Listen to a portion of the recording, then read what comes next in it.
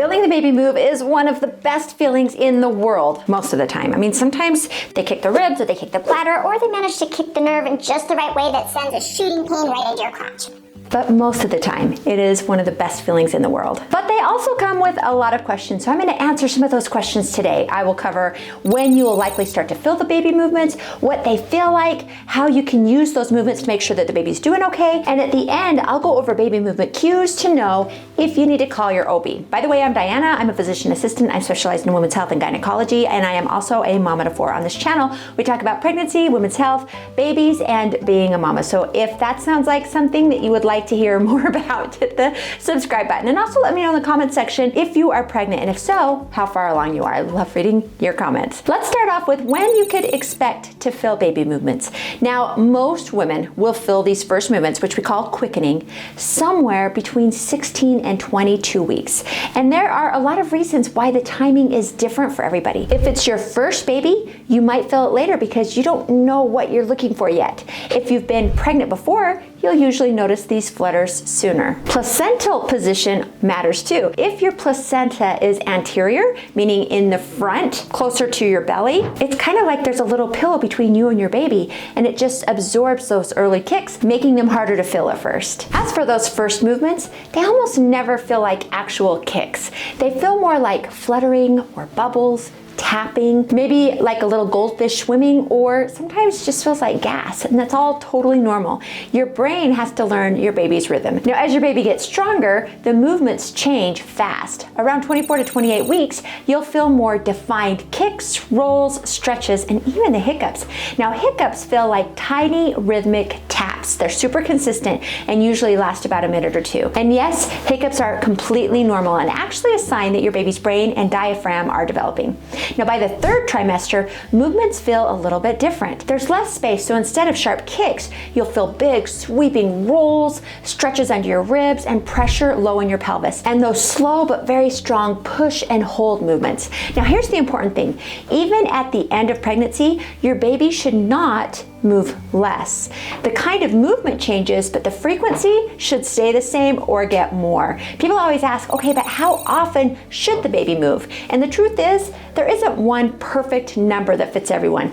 Every baby has their own pattern. Some are morning wigglers, some are night owls, some wake up after you eat, and some get active when you finally lay down to sleep. Now, the goal is not to compare yourself to someone else. It's just to learn your baby's rhythm. There are reasons movements can feel different.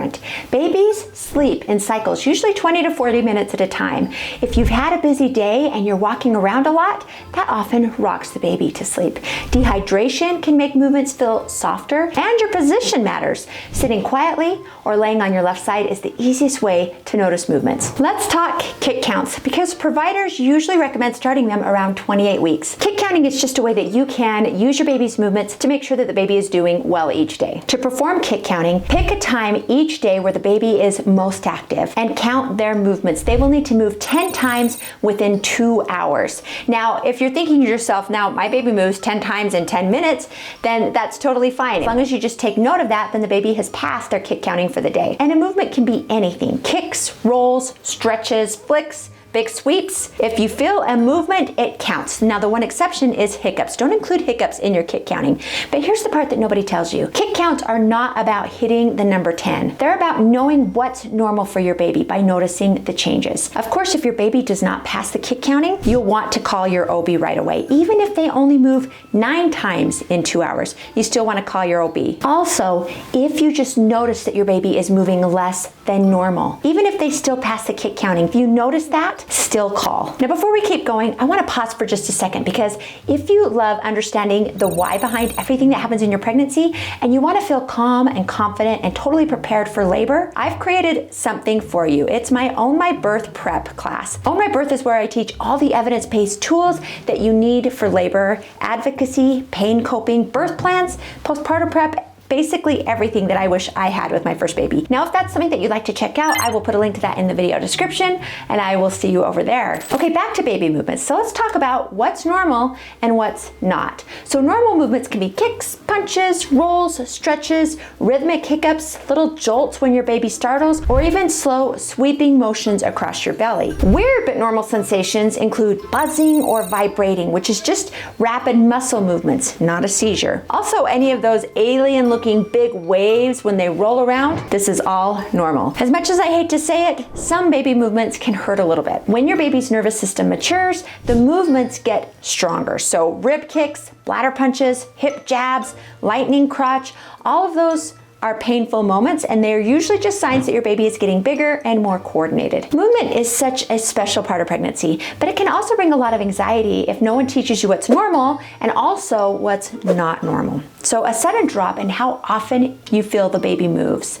Movements that feel weak or muffled compared to before, going long stretches, hours without feeling anything, or a major change in your baby's usual pattern. If you ever think, that's not like my baby, go in, call, go get checked. Labor and delivery nurses always say that they would rather see you 100 times for nothing than miss the one time that it matters. Now, a super common question is whether the baby moves less right before labor, and the answer is no, they should not slow down. Your movements just change because space is tight. You might feel more rolling, more stretching, more shifting, but never less movements. They should always continue to have their normal pattern of movements. Understanding your baby's patterns, trusting your instincts, and knowing when to get checked, that's how you keep your baby safe. If you take nothing else from this video, take this. You can never be too careful with decreased movements. Always call, always go in. You will never regret being checked. But hey, if you like this video, make sure to give it a thumbs up. Subscribe to Diane in the Pink if you haven't already done so. And if you did like this video